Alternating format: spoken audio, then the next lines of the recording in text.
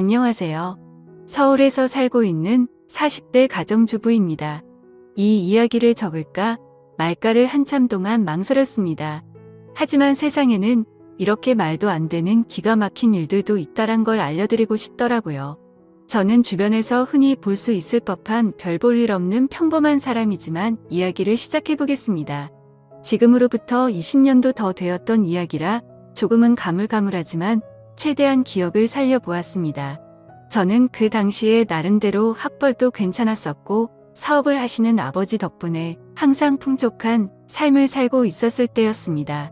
그래서 금전적인 문제에는 크게 영향을 받지 않았기에 제가 하고 싶었던 일을 하고 있었죠. 남들이 보면 왜 그런 일을 하냐고 할 수도 있지만 제 직업은 어릴 때부터 꿈꿔왔었던 플로리스트였습니다. 요즘 같은 시대에는 나름대로 많은 사람들이 꽃을 사고는 하지만 20년 전만 하더라도 너무 경쟁력이 없는 직업이었죠. 하지만 저는 어릴 때부터 남들과는 유별나게 달리 꽃을 너무 사랑했었습니다. 그리고 단순히 꽃을 파는 사람이 되고 싶었던 게 아니었어요. 꽃이라는 식물에 대한 지식들을 사람들에게 알려주고 싶었고 예술적으로 다가가서 꽃을 디자인하는 그런 사람이 되고 싶었습니다. 아무튼 그렇게 철없이 시작했던 꽃 가게는 부모님의 지원 아래에서 시작되었죠. 하지만 어느 정도 잘 되기는 어렵단 걸 알았지만 생각보다 더 처참했었네요. 장사도 잘 되지 않자 자꾸만 부모님께 손을 벌리게 되자 마음이 많이 지쳐갔습니다. 그러던 어느 날이었습니다. 왠지 꽃집에는 어울리지 않을 법한 건장한 남자분께서 들어오셨죠. 저는 반가운 마음에 환하게 웃으면서 어떤 꽃을 찾으세요? 라고 물어봤습니다. 그러자 그 남자분은 쭈뼛 대시더니 손가락으로 빨강색 튤립을 가리키더라고요. 빨강색 튤립의 꽃말은 영원한 사랑을 고백하는 뜻이 담겨져 있었기에 요즘 같은 세상에 이렇게 로맨틱한 남자가 다 있구나 싶었었죠.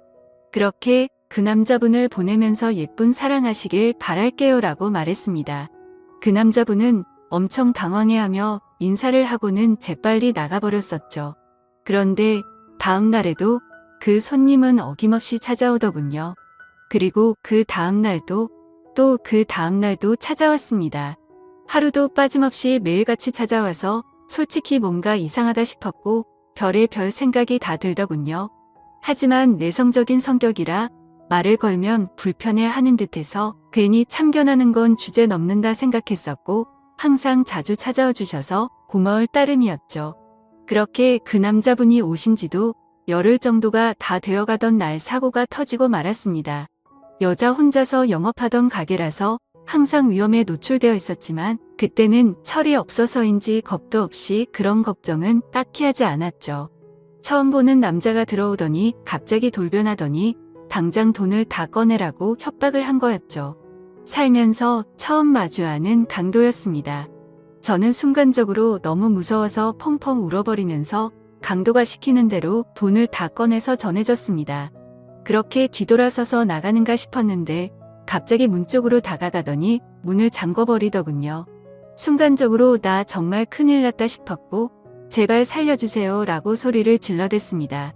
하지만 강도놈은 비열하게 웃으면서 제게 다가오고 있었고 저는 벌벌 떨고 있었습니다. 그런데 그때 때마침 유리창이 와장창 깨지는 소리가 들렸습니다. 저는 무슨 일인가 궁금했지만 무서운 나머지 차마 고개를 들 수가 없었습니다. 소리를 들어보면 누군가가 유리창을 깨고 들어와서 강도와 몸싸움을 벌여가면서 욕을 해대더라고요. 그렇게 몇 분이 흘렀던 것 같습니다. 펑펑 울고 있는데 주변의 소리가 조용해지더니 저에게 놀라서 덜덜 떨리는 목소리로 물었습니다. 괜찮아요? 어디 다친 곳 없어요? 저는 익숙한 그 목소리에 천천히 고개를 들었습니다. 얼굴을 보는데 저희 가게에 자주 오던 바로 그 남자분이었죠. 하지만 고마운 것도 고마운 거지만 상태가 심각해 보였습니다. 얼굴은 퉁퉁 부어서 엉망진창이었고 옷에 피가 계속해서 나오고 있더라고요. 저는 깜짝 놀래서 곧장 구급차를 불렀고 응급수술을 해서 큰 위기는 모면하게 되었습니다. 수술이 끝나고 한참이 지난 뒤에 그 남자분은 눈을 떴습니다. 그러면서 하는 첫마디가 황당했었죠. 응급수술까지 할 정도로 크게 다친 사람이 저를 보자마자 어디 다친 데 없냐고 하더군요. 그 말에 저는 누가 누굴 걱정해야 하는지 모르겠다며 저도 모르게 또 눈물이 났죠. 그러자 남자분은 제 어깨를 토닥여주면서 울지 말라고 하더라고요. 그런 모습을 보고 온기를 느끼자 전에는 못 느꼈던 감정들이 생겨났고 심장이 정신없이 뛰기 시작했습니다. 하지만 이 남자분은 여자친구가 있는 사람인데 이건 아니다 싶었고 저는 얼른 몸을 떼어내면서 말했습니다. 아무리 그래도 그렇지 여자친구도 있는 분이 이러시면 어떡하냐고 했죠. 그러자 남자분은 황당하다는 듯이 제가 여자친구가 있다고요? 라고 되묻더군요. 여자친구가 있어서 항상 그렇게 꽃을 사가셨던 거 아니에요? 물었습니다. 남자분은 아픈 소리를 흐느끼며 웃더라고요. 혹시 주변에서 눈치 없다는 소리 안 하시나 봐요? 라고 하더라고요. 알고 보니 그 남자분은 우연히 저희 꽃집 앞으로 지나가게 되었고 저를 처음 보는 순간 사랑에 빠졌다더군요. 그래서 눈앞에 아른거려서 며칠을 지켜보다가 용기를 내서 가게로 들어왔던 거죠. 그럼 저에게 고백하려고 튤립도 샀던 거냐고 물었습니다. 그러자 남자분은 꽃은 살면서 처음 사봤고 꽃에 꽃말이란 게 있다는 것도 처음 알게 된 거라고 하더라고요. 그러면서 마침 골랐던 꽃이 사랑의 고백이라니 너무 신기했다고 하더군요.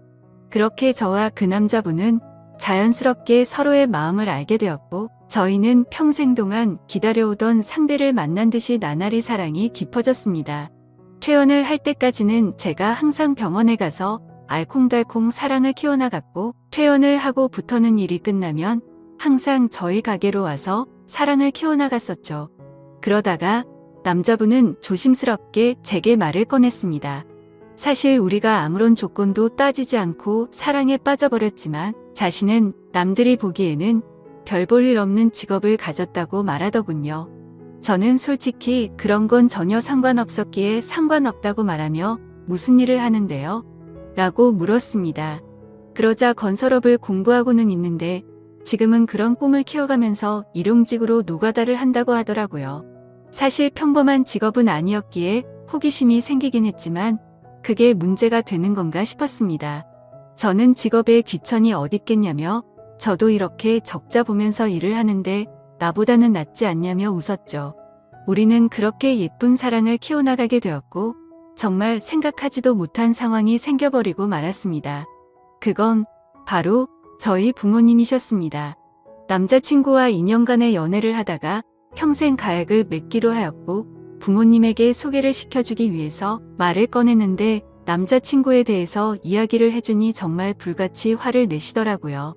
저는 제 남자친구를 사랑했기에 직업도 능력도 다 필요 없다고 하지만 저희 부모님은 저를 금이야 오기야 열심히 키워주셨고 돈도 안 되는 제 직업에 대해서도 저를 위해서 응원해 주시면서 경제적인 지원도 아끼지 않으셨습니다. 하지만 그런 딸에게 능력도 없고 앞날이 막막한 노가다 하는 남자라니 가당치도 않으셨던 거죠. 그날부터 정말 울어도 보고 빌어도 보고 끊임없이 애원했습니다. 부모님의 생전 처음 보는 단호한 모습에 너무 슬펐고 원망스러웠습니다. 결국 저는 어쩔 수 없이 부모님을 등지고 남자친구를 선택하기로 마음을 먹었습니다. 남자친구도 그렇게까지 해서 부모님과 연락이 끊겨버리면 후회하지 않겠냐며 제 마음을 돌리려고 많이 애를 썼습니다. 하지만 저희가 상황이 나아지고 아이도 낳아서 예쁘게 사는 모습을 보면 용서를 해주실 거라 생각했고 또 그렇게 하자고 오히려 제가 남편을 설득하게 되었습니다. 오랜 상의 끝에 남자친구는 얼른 빨리 성공해서 행복하게 해주겠다고 말했고 저희는 결혼식은 생략한 채로 혼인 신고를 하게 되었습니다. 처음에는 부부가 되어서 너무 행복했습니다. 매일 같이 붙어 있을 수 있어서 좋았고 떨어지지 않아도 되어서 좋았죠. 하지만 이상과 현실은 생각처럼 녹록치가 않더라고요. 부모님의 지원이 끊기게 되자 꽃집에서 생기는 적자는 도저히 감당이 되지 않았습니다. 남편이 열심히 일해서 번 돈을 밑빠진 독에 물 붓는 짓을 할 수는 없었기에 저는 제 직업을 포기하려고 마음을 먹었습니다. 하지만 부동산 계약은 아직 1년이 넘게 남아 있었고 가게를 열면 오히려 적자가 심해지는 상황이었죠. 결국에는 계약 기간이 만료될 때까지 가게는 빠지지 않았습니다. 그로 인해 보증금은 전부 다 사라진 지는 오래였고 권리금도 한 푼도 받지 못해서 오히려 빚만 몇천만 원이 생겨버렸습니다. 도움은 주지 못할 망정 빚까지 생기게 만드는 바람에 남편에게는 너무 미안했습니다. 그래서 결국 저도 빚이라도 갚는 게 최우선이다 싶어서 무작정 아르바이트 자리를 구하고 다녔고 결국에는 오전에는 홀서빙을 했고 저녁에는 주방 보조로 일을 하게 되었죠. 돈이라는 게 이렇게 벌기 어렵구나라는 걸 너무 절실하게 깨닫게 되었습니다. 그리고 빚이 생기고부터 이자가 어마어마하더군요. 남편과 함께 아무리 열심히 빚을 갚아도 빚은 너무 더디게 줄어들었고 삶에 힘들어질수록 서로에게 점점 지쳐가는 것 같았습니다. 연애 시절에는 한 번도 다툼이 없었는데 날이 갈수록 서로에게 짜증이 늘어가더군요. 아무튼 그렇게 악순환이 반복되던 어느 날 저희 부부에게는 더 큰 문제가 생기고 말았습니다. 자꾸만 소화가 안 되고 배가 더부룩했는데 저는 결국 쓰러지고 응급차에 실려 가버리게 됐던 거죠. 참 많이 암담했습니다. 사람이 많이 힘들다 보니 아픈 걱정보다도 돈 걱정이 앞서더군요. 경제적으로 어렵다 보니 보험은 이미 해지가 됐던 상황이었고 혹시나 큰 병이 아닐까 걱정이 임한 저만이 아니었습니다. 하지만 슬픈 예감은 왜 틀리지 않는 걸까요? 의사 선생님은 검사 결과를 보더니 당장 입원해서 수술부터 하셔야겠다고 말하더군요.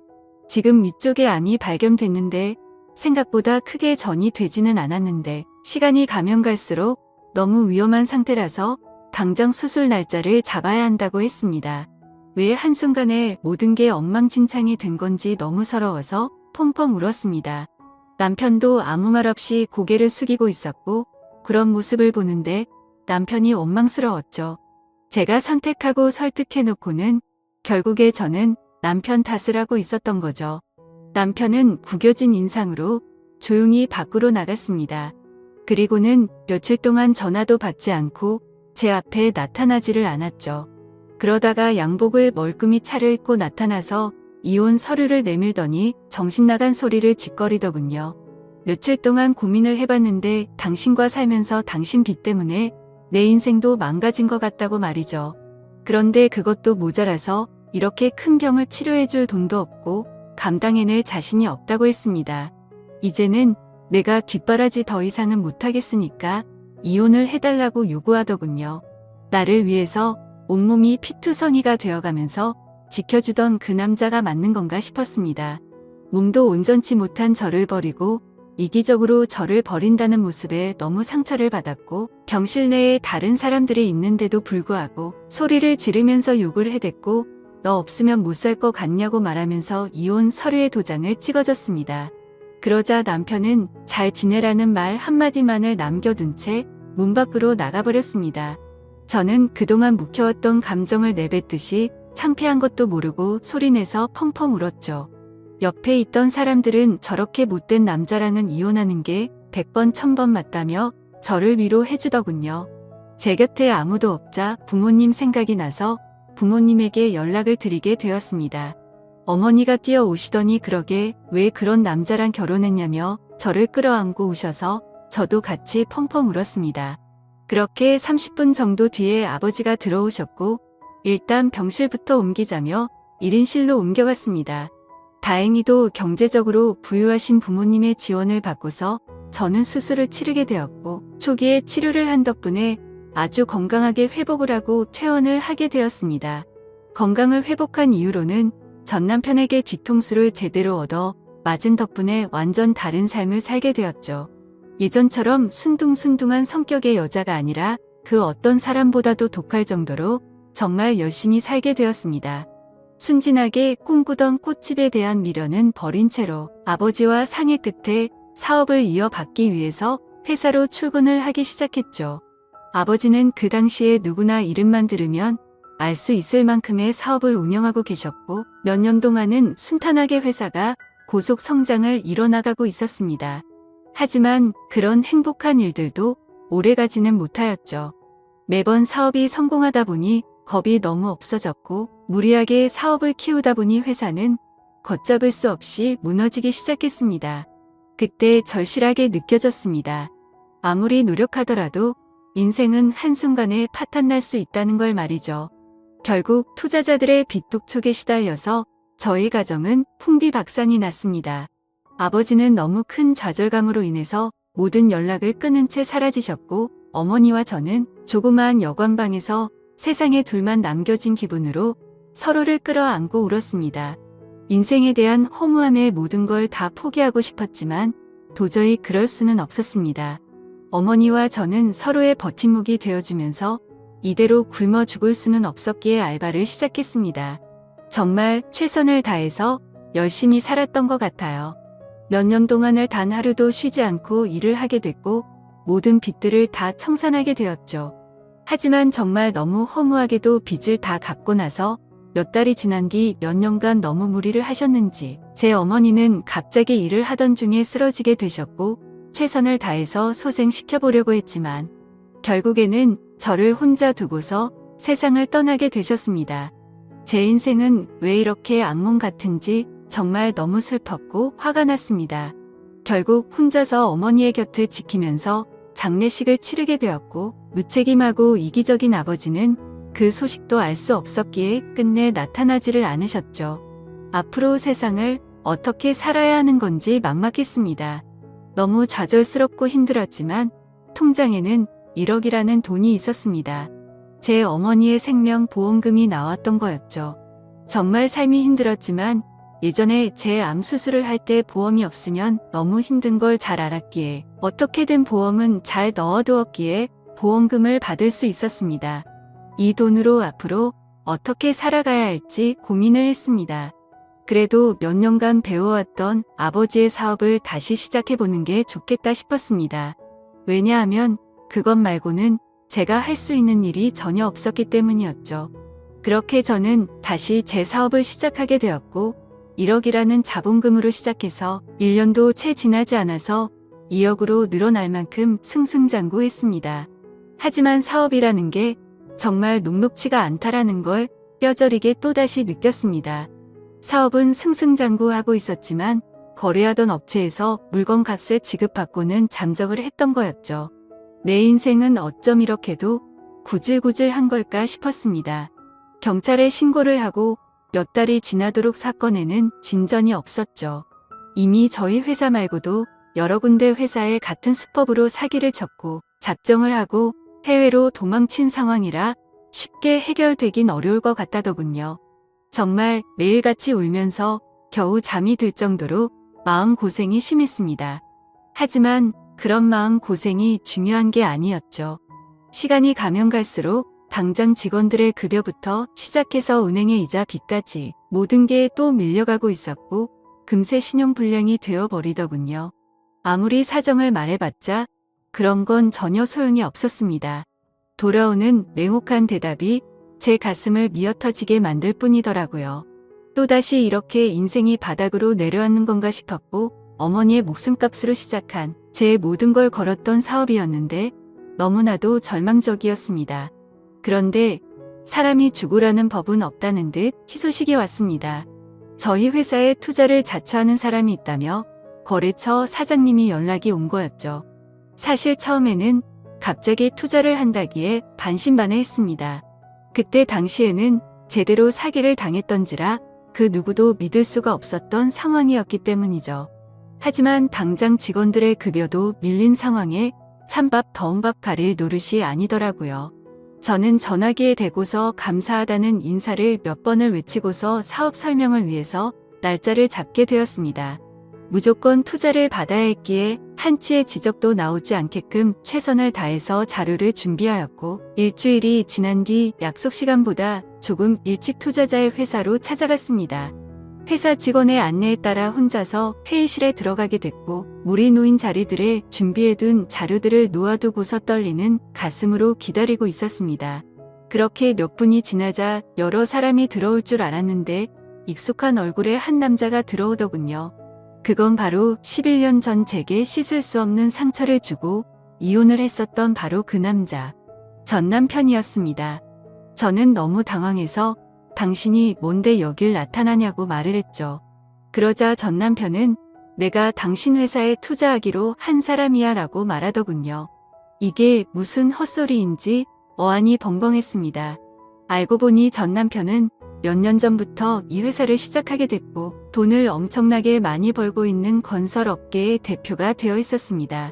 마음 같아서는 그냥 욕을 해버리고 뛰쳐나가고 싶었어요. 하지만 저로 인해 생활이 제대로 돌아가지 않는 직원들의 월급도 지급해야 했고 제 모든 걸 쏟아부은 회사를 포기할 수는 없었기에 눈물을 머금고 참았습니다. 저는 결국 어쩔 수 없이 다시 인사를 드리면서 그럼 저희 회사에 대해서 설명할게요 라고 말했더니 전 남편은 설명은 필요 없다고 말하더군요.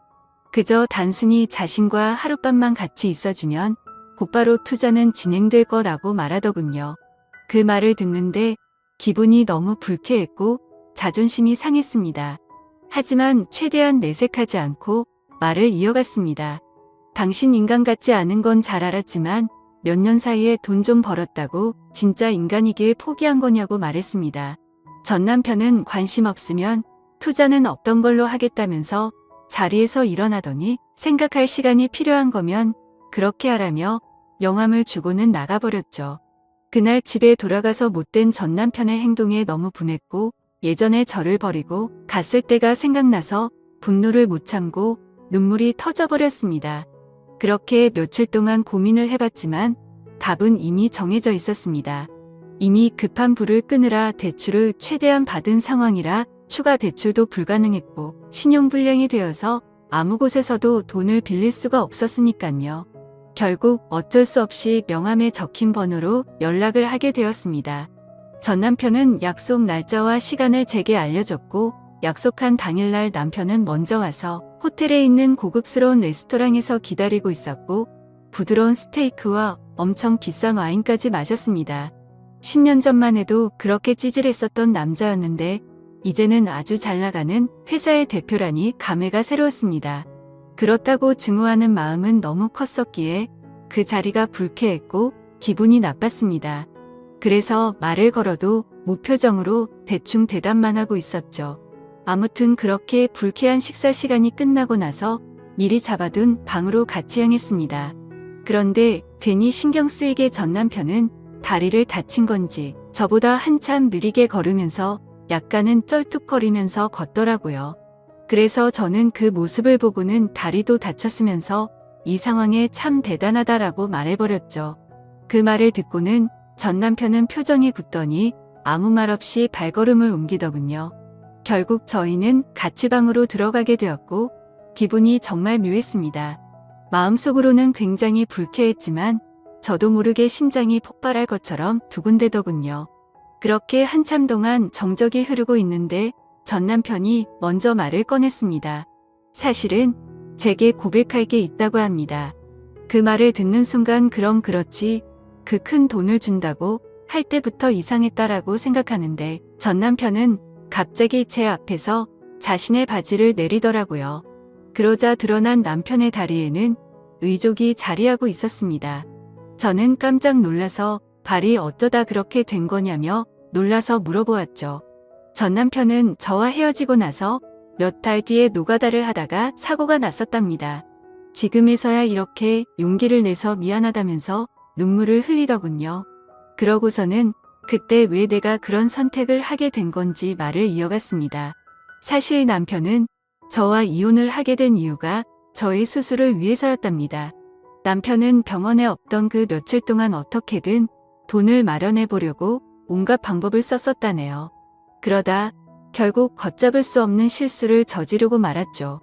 대출은 당연히 불가능했고 단기간에 돈을 벌 수 있는 건 도박에 모든 걸 걸었답니다. 이틀 동안 잠도 안 자고 했지만 결국에는 집의 보증금은 물론이고 모든 전 재산을 잃어버리게 되었답니다.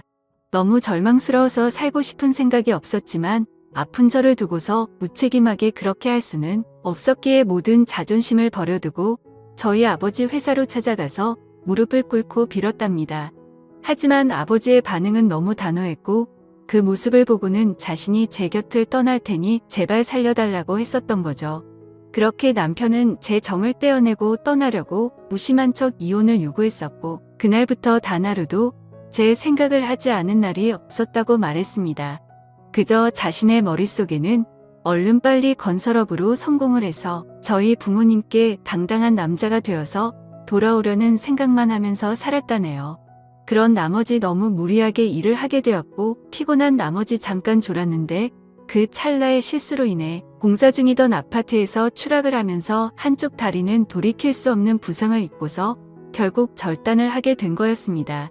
그래서 그런 꼴로는 도저히 제 곁으로 다가올 용기가 나지 않았고 오히려 제 소식을 멀리하고 정신 나간 사람처럼 오로지 일에만 전념했었다고 합니다.